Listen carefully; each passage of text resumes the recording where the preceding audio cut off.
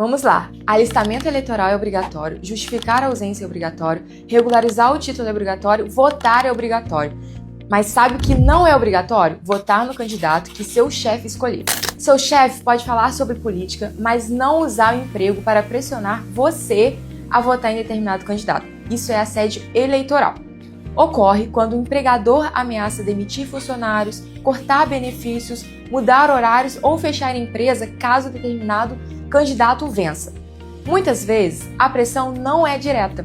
O medo, o receio e o temor de perder o emprego também podem ser usados como forma de manipulação para influenciar a sua escolha política. Esse constrangimento pode ocorrer em reuniões, nas redes sociais ou até no grupo de WhatsApp da empresa.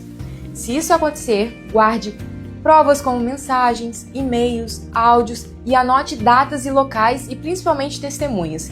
Se isso acontece com você ou com alguém que você conheça, siga a gente para mais conteúdo sobre esses direitos e como se proteger no ambiente de trabalho.